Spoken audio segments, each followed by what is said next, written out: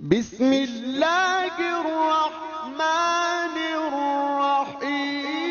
اللہ تعالیٰ نے انسان کو اپنے ہاتھ سے پیدا کیا، مخلوقات میں سب سے افضل اور اعلیٰ انسان کو قرار دیا، حتیٰ کہ بارہا جگہ پر قسمیں اٹھا کر کہا کہ میں نے اس کو احسن تقویم، بہترین بنایا ہے۔ پھر انسان کو بنانے کے بعد اس کو جس جگہ کے اوپر رکھا، رہائش کے لیے جو جگہ دی، وہ جگہ بھی سب سے بہترین جگہ تھی۔ لیکن اللہ تعالیٰ نے انسان کی آزمائش کے لیے، اس کو چیک کرنے کے لیے اس کو زمین پر اتارا، فرمایا میں نے تمہارے اندر زندگی اور موت کو اس لیے پیدا کیا لِيَبْلُوَكُمْ أَيُّكُمْ أَحْسَنُ عَمَلًا، تاکہ میں چیک کروں کہ تم میں سے اچھے اعمال کون کرتا ہے۔ انسان کی موقع بہ موقع آزمائش، ابتلاء، تکالیف، مصیبتیں اس پر اس لیے آتی ہیں کہ اللہ تعالیٰ دیکھے کہ ان میں سے اچھے اعمال کرنے والے کون ہیں۔ جس طرح ہم نے پچھلے خطبہ کے اندر رسول اللہ صلی اللہ علیہ وسلم کی سیرت بیان کرتے ہوئے ایک بہترین معاشرے کے لیے شکر گزاری کو بیان کیا تھا کہ جب تم شکر کرو گے تو اللہ تعالیٰ تمہارے معاشرے کے اندر اور زیادہ برکتیں عطا فرمائے گا۔ ایسے ہی اللہ تعالیٰ نے ایک ایسی عادات میں سے، اخلاق میں سے ایک ایسی عادت پیدا فرمائی، جس انسان کے اندر وہ عادت آ جائے وہ انسان دنیا کو بھی جنت بنا سکتا ہے، اور اصلی گھر جس سے اس کو نکالا گیا تھا اس کے اندر پھر واپس جا سکتا ہے۔ اور وہ عادت صبر کی عادت ہے۔ شاکر ہونے کے ساتھ ساتھ، شکر گزاری کے ساتھ ساتھ، جب انسان صابر ہوتا ہے، صبر کرنے والا ہوتا ہے، تو اللہ تعالیٰ اس کو بہت سے انعامات سے نوازتا ہے۔ فرمایا احاسب الناس، کیا لوگوں نے یہ گمان کر لیا ہے ان یترکوا، کہ یہ ایسے ہی چھوڑ دیے جائیں گے، ان یقولوا آمنا، کہ یہ کہیں کہ ہم ایمان لے آئے ہیں، وَهُمْ لَا يُفْتَنُونَ، اور ان کو آزمائشوں میں نہ ڈالا جائے، ایسا نہیں ہو سکتا۔ لوگ یہ سمجھتے ہیں کہ بس ہم ایمان لے آئے ہیں، اب ہمیں آزمایا نہیں جائے گا، اب چیک نہیں کیا جائے گا، پرکھا نہیں جائے گا۔ ایسا نہیں ہو سکتا۔ ایمان لانے کے بعد اللہ تعالیٰ چیک کریں گے، پرکھیں گے، آزمائشوں میں ڈالیں گے، تکالیف میں ڈالیں گے۔ سب سے زیادہ قریب اللہ تعالیٰ کے انبیاء علیہم السلام ہیں، اللہ تعالیٰ نے ان کو بھی آزمائشوں میں مبتلا کیا۔ حضرت نوح علیہ السلام، قرآن مجید میں ہے کہ 950 سال تک وہ اپنی قوم کے اندر رہے، اور کہنے لگے اے اللہ لیلا و نہارا، میں دن کو بھی ان کو دعوت دیتا ہوں، رات کو بھی دیتا ہوں، لیکن یہ کیا کرتے ہیں؟ جواب کے اندر الا فرارا، یہ تو اور زیادہ دور بھاگنے کی کوشش کرتے ہیں۔ لیکن ان 950 سال کے اندر حضرت نوح علیہ السلام نے اتنا صبر کیا کہ قوم بات نہیں سن رہی، دعوت قبول نہیں کر رہی، لیکن صبر کا یہ عالم ہے کہ 950 سال بھی اس دعوت کے اوپر قائم اور دائم رہے۔ اللہ تعالیٰ نے ابراہیم علیہ السلام کو فرمایا ہم نے ان کو آزمایا، وَإِذِ ابْتَلَىٰ إِبْرَاهِيمَ رَبُّهُ بِكَلِمَاتٍ، بہت سے کلمات کے ذریعے سے، بہت سی آزمائشوں کے ذریعے سے امتحانات کے اندر ڈالا اللہ تعالیٰ نے ابراہیم علیہ السلام کو۔ گھر کی آزمائش، قوم کی آزمائش، وقت کے بادشاہ کی آزمائش، آگ کے اندر ڈالنے کی آزمائش، ہجرت کی آزمائش، پھر اللہ تعالیٰ نے اولاد عطا کی، اولاد کی قربانی کی آزمائش۔ ان ساری آزمائشوں کے اندر اللہ تعالیٰ نے ابراہیم علیہ السلام کو ڈالا ہے، حالانکہ وہ ان کے ایمان میں کوئی شک نہیں تھا، اللہ پر یقین میں کوئی شک نہیں تھا، ان کے صبر میں کوئی شک نہیں تھا، لیکن اللہ تعالیٰ نے پھر بھی ان کو آزمایا ہے۔ اسی طرح سے حضرت ایوب علیہ السلام، اللہ تعالیٰ نے بہت سا مال عطا کیا، اولاد عطا کی، حسن و جمال عطا کیا، خوبصورت صحت مند جسم دیا، لیکن اس کے بعد اللہ تعالیٰ نے وہ ساری چیزیں واپس لے لی۔ وہ حسن بھی ختم ہو گیا، وہ صحت مند جسم بھی نہ رہا، اولاد بھی اللہ تعالیٰ نے ساری واپس لے لی، مال بھی اللہ تعالیٰ نے سارے کا سارا واپس لے لیا، حتیٰ کہ حدیث میں آتا ہے صرف ایک بیوی باقی بچی، نہ کوئی اولاد باقی رہی، نہ مال باقی رہا، نہ صحت باقی رہی، اور وہ جسم جو خوبصورت جسم تھا وہ بھی بیماریوں کے اندر مبتلا ہو گیا۔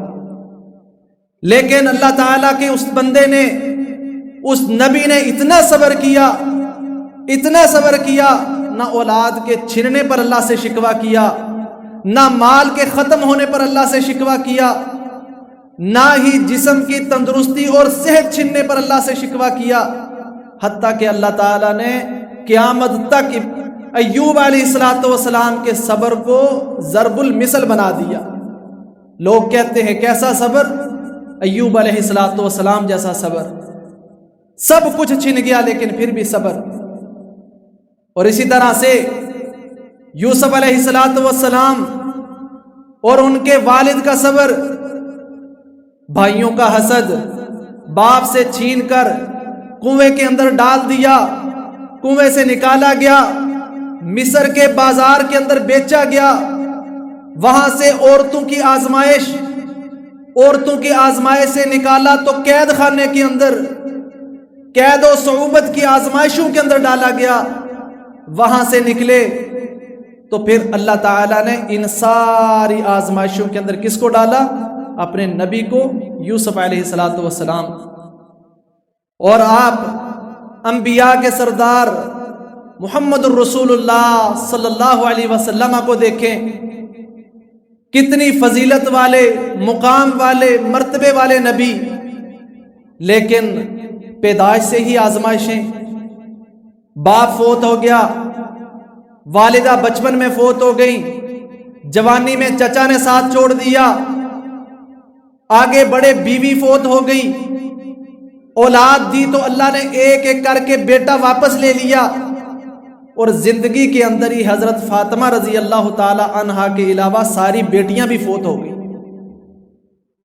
حتیٰ کہ رسول اللہ صلی اللہ علیہ وسلم پر ایمان لانے والے، جنگوں میں آپ کا ساتھ دینے والے، آپ کا سہارا بننے والے حضرت حمزہ رضی اللہ تعالی عنہ سید الشہداء، آپ کے سامنے ان کو شہید کیا گیا، ان کے جسموں کے ٹکڑے کیے گئے، ناک اور کان کو کاٹا گیا، کلیجے کو چبایا گیا، اور رسول اللہ صلی اللہ علیہ وسلم کی مکہ کی زندگی آزمائشوں میں، تکالیف میں، مصیبت میں کوئی ایک دن ایسا نہیں ہوگا جو آزمائشوں کے اندر نہ گزرا ہو۔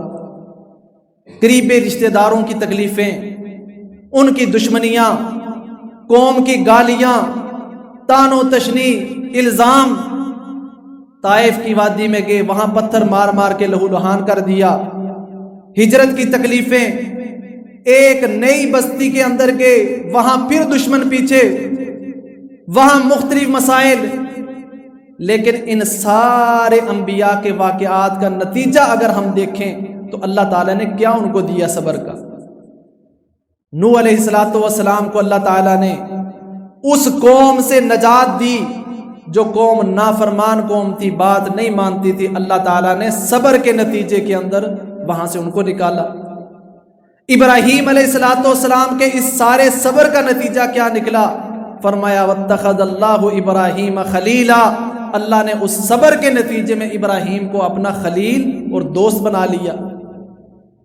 اور ایوب علیہ السلام پر یہ ساری آزمائشیں تکلیفیں آئیں تو اللہ تعالیٰ نے آخر میں وہی صحت مند جسم بھی دے دیا اس صبر کی وجہ سے، وہ مال و دولت بھی عطا کر دیا، اس بیماری کو بھی ختم کر دیا، حتیٰ کہ آسمان سے سونے کی بارش ان پر برسائی۔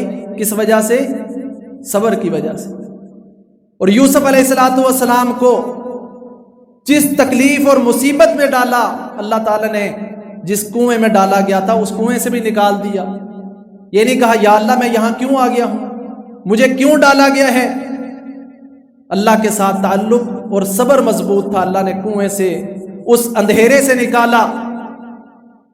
عورتوں نے الزام لگانے کی کوشش کی، برائی میں مبتلا کرنے کی کوشش کی، وہاں پر اللہ کے علاوہ دیکھنے والا کوئی نہیں تھا، لیکن وہاں بھی صبر کیا، اللہ نے وہاں سے بھی نجات دی۔ ایک غلام کی حیثیت سے بازار میں بیچا گیا، لیکن اللہ تعالیٰ نے اس بکتے ہوئے غلام کی حیثیت سے قید خانے میں جا کر قید خانے کی اندھیری کوٹڑیوں سے نکال کر صبر کے نتیجے میں اللہ نے کہاں پہنچایا؟ مصر کے تخت کے اوپر۔ تو صبر یہی ہے کہ لوگ آپ کو گرانے کی کوشش کریں، لوگ آپ کو توڑنے کی کوشش کریں، آپ کا مال چھن جائے، آپ کی اولاد چھن جائے، آپ کے سہارے چھن جائیں، آپ سے سب کچھ ختم ہو جائے، لیکن ایمان والا ان سب پہ صبر کر کے ایک ذات کے ساتھ تعلق کو مضبوط رکھتا ہے کہ سب کچھ ٹوٹ سکتا ہے لیکن اس ذات کے ساتھ تعلق و رابطہ نہیں ٹوٹ سکتا۔ تو اللہ نے کہاں کنویں سے اٹھا کر مصر کے تخت پر کیوں بٹھایا؟ صبر کی وجہ سے۔ اور جب بھائی آئے آ کے پوچھا انت یوسف، کیا تو یوسف ہے؟ کہا ہاں انا یوسف و اخی، میں یوسف ہوں اور یہ ساتھ میرا بھائی ہے۔ لقد من اللہ، اللہ نے ہمارے اوپر احسان کیا ہے، اللہ نے ہمارے اوپر انعام کیا ہے۔ اور وہ انعام کس وجہ سے تھا؟ آگے اسی آیت میں لفظ ہیں کہ اللہ تعالیٰ ان لوگوں کو یہ انعام دیتا ہے انما یتقی و یصبر، جو تقوی اختیار کرتا ہے اور جو صبر کرتا ہے، اللہ اس بندے کو یہ نتیجہ دیتا ہے کہ کنویں سے نکال کر اس کو تخت پر بٹھاتا ہے۔ اور رسول اللہ صلی اللہ علیہ وسلم کو گرانے کے لیے لوگوں نے سمجھا اکیلا ہے، اس کی دعوت ختم ہو جائے گی، لوگ اس کا ساتھ چھوڑ دیں گے۔ اللہ تعالیٰ نے اسی مکہ کی وادی میں وہ جو گھر گھر جا کے دعوت دینے والا، طائف کے اندر پتھر کھانے والا، ہجرت کے راستے کے اندر تکلیفوں میں پڑنے والا، اور آخر جس بستی میں گیا تھا وہاں بھی انہوں نے کہا اس کی بستی کو بھی ختم کرو۔ فرمایا تمام لوگ جمع ہو کر اس کے اوپر حملہ آور ہوئے، اور لوگ بھی یہ سمجھ رہے تھے کہ آج تو ہم ختم ہو جائیں گے، آج تو ہم مٹ جائیں گے۔ فرمایا کہ اس طرح سے لوگوں کی حالت ہو گئی تھی وَبَلَغَتِ الْقُلُوبُ الْحَنَاجِرَ، حتیٰ کہ لوگوں کے دل حلقوں کو پہنچ گئے تھے کہ آج تو ہم مارے جائیں گے۔ لیکن رسول اللہ صلی اللہ علیہ وسلم جو صبر کے پہاڑ تھے، اللہ اکبر، اللہ تعالیٰ نے اس صبر کے نتیجے کے اندر نبی کریم صلی اللہ علیہ وسلم کو کہاں لے گئے؟ جس بستی سے نکالا تھا اسی بستی کے اندر فتح کا پرچم لے کر، وہ جھنڈا لے کر اس کے اندر داخل ہو رہے ہیں۔ اور پھر وہاں بھی اتنا صبر کہ ہمارے پاس قوت آ جائے، طاقت آ جائے، ہم کہتے ہیں ابھی موقع ہے، بدلہ لے لو، انتقام لے لو، اس نے تو فلاں فلاں موقع کے اوپر مجھے تکلیفیں دی تھی، فلاں موقع پہ میرے ساتھ یہ کیا تھا، یہ کیا تھا۔ لیکن رسول اللہ صلی اللہ علیہ وسلم کے سامنے وہ سارے سر جھکا کے کھڑے ہیں، کہا لا تثریب علیکم اليوم، جاؤ آج بھی میں تمہیں کچھ نہیں کہتا۔ اتنا صبر۔ تو فرمایا یہ لوگ جو صبر کرنے والے ہیں فما وہنوا لما اصاب فی سبیل اللہ، صبر کرنے والے اللہ کے راستے کے اندر وہ کمزور نہیں پڑتے، وَمَسْتَكَانُوا نہ وہ تھکتے ہیں، وَاللَّهُ يُحِبُّ الصَّابِرِينَ اللہ صبر کرنے والوں کو پسند کرتا ہے۔ فرمایا وَاصْبِرُوا إِنَّ اللَّهَ مَعَ الصَّابِرِينَ لوگو صبر کرو، اللہ صبر کرنے والوں کے ساتھ ہے۔ وَلَنَبْلُوَنَّكُمْ بِشَيْءٍ مِّنَ الْخَوْفِ وَالْجُوعِ وَنَقْصٍ مِّنَ الْأَمْوَالِ وَالْأَنفُسِ وَالثَّمَرَاتِ فرمایا میں تمہیں ضرور آزماؤں گا، خوف کے ذریعے سے بھی آزماؤں گا، میں تمہیں بھوک کے ذریعے سے بھی آزماؤں گا، میں تمہیں مالوں کی کمی کے ذریعے سے بھی آزماؤں گا، اور میں تمہیں جانوں کی کمی کے ذریعے سے بھی آزماؤں گا۔ وَبَشِّرِ الصَّابِرِينَ اور خوشخبری ہے جنت کی ان سب چیزوں کے اوپر صبر کرنے والوں کے لیے، کہ اگر کسی کو دشمن کا خوف ہے، کسی بھی چیز کا ڈر ہے، وہ اس کے اندر بھی صبر کر رہا ہے، اس کو کوئی بھوک پیاس ہے وہ اس پر بھی صبر کر رہا ہے، اس کا مال چھن گیا ہے، کسی وجہ سے کوئی آفت مصیبت آ گئی ہے تو اس پر بھی صبر کرتا ہے، اور اگر اس کا کوئی پیارا دنیا سے چلا گیا ہے وہ اس پر بھی صبر کرتا ہے۔ فرمایا وَبَشِّرِ الصَّابِرِينَ اللہ تعالیٰ ایسے صبر کرنے والوں کو خوشخبری دیتا ہے۔ اس فرمایا یا ایھا الذین آمنوا اصبروا اے وہ لوگوں جو ایمان لائے ہو تم صبر کرو، اور کہیں فرمایا یا ایھا الذین آمنوا استعینوا بالصبر والصلاۃ اے ایمان والو اگر اللہ کی مدد چاہتے ہو تو صبر کرو۔ اللہ کی مدد بھی، اللہ کی نصرت بھی صبر کے بغیر نہیں آتی۔ انما یوفی الصابرون اجرهم بغیر حساب اللہ تعالیٰ صبر کرنے والوں کو ان کا اجر بغیر حساب کے عطا کرتے ہیں۔ باقی اعمال کا حساب و کتاب ہے لیکن صبر کا کوئی حساب و کتاب نہیں، اللہ تعالیٰ بغیر حساب کے اجر عطا فرمائیں گے۔ اور انبیاء علیہ السلام کے بارے میں فرمایا یہ سب کے سب صبر کرنے والے تھے۔ وَإِسْمَاعِيلَ وَإِدْرِيسَ وَذَا الْكِفْلِ كُلٌّ مِّنَ الصَّابِرِينَ فرمایا اسماعیل، ادریس، ذا الکفل یہ سب کے سب صابرین میں سے تھے، صبر کرنے والے تھے۔ اور صبر ایسی چیز ہے جو انسان کو کبھی ٹوٹنے نہیں دیتی۔ جب اس کو یہ پتہ ہے کہ میرے اس صبر کے نتیجے میں مجھے اللہ تعالیٰ کوئی نہ کوئی نعمت ضرور عطا کریں گے، اگر دنیا میں صبر کا نتیجہ نہ مل سکا تو آخرت کے اندر تو اس کا نتیجہ ضرور ہی ملے گا۔ ایک واقعہ ہے حدیث کا، رسول اللہ صلی اللہ علیہ وسلم کے عہد کے اندر ایک عورت اس کا خامد فوت ہو گیا، بہت اچھا خامد تھا، بہت زیادہ خیال رکھنے والا، ضروریات کو پورا کرنے والا، اچھے اخلاق والا۔ تو جب وہ فوت ہوا رسول اللہ صلی اللہ علیہ وسلم نے آگے سے کہا صبر کر اور اللہ تعالیٰ سے بہتر کی امید رکھ۔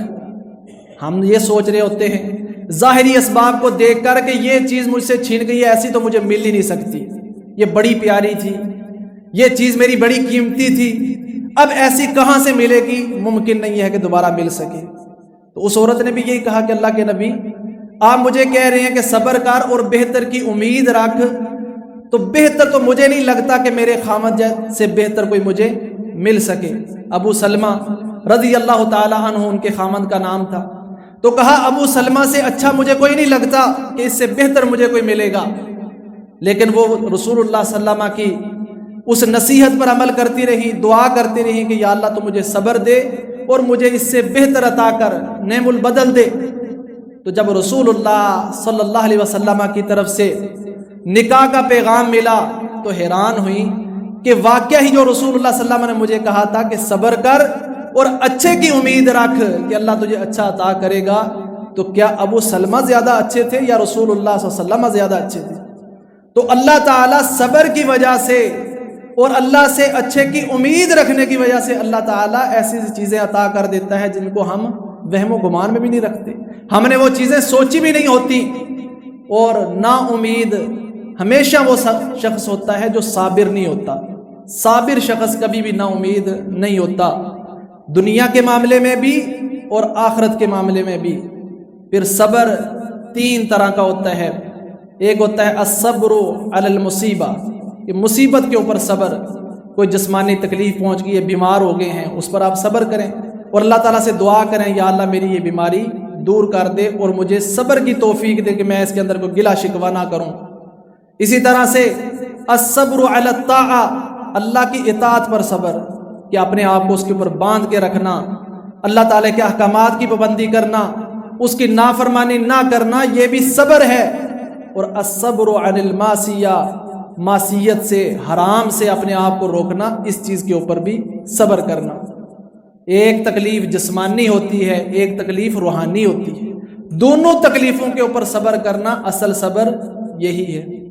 پھر بعض اوقات صبر تو انسان کو آ ہی جاتا ہے، وہ کسی کو مہینے بعد صبر آ گیا، کسی کو 6 مہینے کے بعد صبر آ گیا، کسی کو سال کے بعد صبر آ گیا، اور وہ کیا کہتا ہے، چلو میں صبر کرتا ہوں۔ تو اصل صبر تو وہ ہے کہ آپ کو تکلیف پہنچے اور اسی تکلیف پہنچنے پر کہیں کہ یا اللہ جو تیری طرف سے یہ میرے مقدر میں لکھا تھا مجھے پہنچا ہے، میں اس پر صبر کرتا ہوں، جو تو نے میرے لیے بہتر سوچا وہ کر دیا۔ رسول اللہ صلی اللہ علیہ وسلم ایک عورت کے پاس سے گزرے، قبر کے اوپر بیٹھی ہوئی، وہ آہو بکا کر رہی ہے، رو رہی ہے۔ رسول اللہ صلی اللہ علیہ وسلم نے اس سے کہا تو صبر کر۔ اس کو نہیں علم تھا کہ یہ اللہ کے نبی صلی اللہ علیہ وسلم ہیں، تو کہنے لگی کہ اگر آپ کا کوئی عزیز گیا ہوتا تو میں دیکھتی کہ آپ کیسے صبر کرتے۔ تو جب رسول اللہ صلی اللہ علیہ وسلم گزر گئے تو کسی نے بتایا کہ یہ تو اللہ کے نبی صلی اللہ علیہ وسلم تھے۔ وہ گئی اور جا کے کہنے لگی اللہ کے نبی اب میں صبر کرتی ہوں۔ تو کہا الصبر عند صدمۃ الاولی، صبر تو تب ہوتا ہے کہ جب انسان کو صدمہ پہنچا ہے، کہ رو لیا ہے، آہو بکا کر لی ہے، چیخو پکار کر لی ہے، نوحہ کر لیا ہے، اور جب اس کی بس ہو گئی تو کہتا اب میں کیا کرتا ہوں، صبر کرتا ہوں۔ تو اس کی مثال بہت ہی زبردست ایک عرب کے عالم ہیں العریفی، انہوں نے یہ مثال دی کہ یہ ایسے ہی ہے کہ کسی جانور کا کوئی بچہ وہ گم ہو جائے اور وہ ادھر ادھر گھومتا پھرتا ہے، دیکھتا ہے، ظاہر بات ہے جانور کے اندر بھی وہ اللہ نے حص رکھی ہے، لیکن جب وہ دیکھتا ہے کہ میرا بچہ نہیں مل رہا تو وہ 2 دن کے بعد، ہفتے کے بعد وہ بالکل ٹھیک ہو جاتا ہے۔ تو کہا اگر انسانوں کی بھی یہی حالت ہو کہ جب اس کو پتہ چل جائے کہ اب کوئی چارہ نہیں تو کہے میں صبر کرتا ہوں، تو پھر یہ صبر نہیں ہے۔ صبر ہے تکلیف پہنچتے ہی اللہ تعالیٰ سے راضی ہو جانا کہ یا اللہ جو تو نے میرے مقدر میں لکھا تھا، جیسے تو نے چاہا ویسے کر دیا۔ اسی لیے ایمان والوں کی یہ صفت بتائی ہے کہ جب ان کو کوئی تکلیف پہنچتی ہے وہ کیا کہتے ہیں، قالوا انا للہ و انا الیہ راجعون، کہ بے شک ہم اسی کے ہیں اور اسی کی طرف لوٹنے والے ہیں۔ اور رسول اللہ صلی اللہ علیہ وسلم جب بھی کسی کے پاس جاتے، اگر کسی کا کوئی عزیز رشتہ دار کوئی فوت ہو جاتا تو کیا دعا دیتے تھے، انا للہ ما اخذ، اللہ ہی کے لیے ہے جو اس نے لے لیا، انا للہ ما اخذ وَلَهُ مَا آتا، اور جو کچھ دے رکھا ہے وہ بھی اسی کا ہے، وَكُلُّ شَيْءٍ عِندَهُ بِأَجَلٍ مُّسَمًّى، اور ہر چیز کا ایک مقررہ وقت ہے۔ اللہ نے زندگی کا ایک وقت مقرر کر رکھا ہے، کسی نعمت کا ایک وقت مقرر کر رکھا ہے، اولاد دی ہے اس کا ایک وقت مقرر ہے، ہر چیز کا اللہ نے ایک وقت مقرر کر رکھا ہے۔ وَكُلُّ شَيْءٍ عِندَهُ بِأَجَلٍ مُّسَمًّى فَاصْبِرْ وَاحْتَسِبْ، صبر کیجئے اور اللہ سے اجر کی امید رکھیے۔ تو اللہ تعالی ہمیں ہر معاملے کے اندر صبر کرنے کی توفیق عطا فرمائے۔ جب صبر ہوگا تو انشاءاللہ ہم اللہ تعالیٰ کے ان بندوں میں شامل ہوں گے۔ فرمایا قیامت والے دن اللہ تعالیٰ کہیں گے جنت میں داخل ہو جاؤ، کس وجہ سے، بما صبرتم، جو دنیا میں تم نے صبر کیا ہے۔ اب ایک صبر دین کے معاملے میں اپنے آپ کو باندھ کے رکھنا، جوڑ کے رکھنا، کوئی تکلیف آئے، کوئی مصیبت آئے، کوئی آزمائش آئے، اصل بہترین صبر یہ صبر ہے کہ جس کی وجہ سے قیامت والے دن ان صبر کرنے والے لوگوں کو دیکھ کر دوسرے لوگ حسرت کریں گے اور کہیں گے کاش جن چیزوں کے اوپر انہوں نے صبر کیا اگر ہم نے بھی یہ صبر کیا ہوتا تو ہمیں بھی آج یہ انعامات ملتے، یہ مقام ملتا۔ تو اللہ تعالی ہمیں ان لوگوں کے اندر شامل فرمائے کہ جو دنیا میں اللہ کے دین کے اوپر ڈٹے رہنے میں صبر کریں گے، تکلیفوں اور مصیبتوں اور آزمائشوں کے اوپر صبر کریں گے۔ وآخر دعوانا ان الحمد للہ رب العالمین۔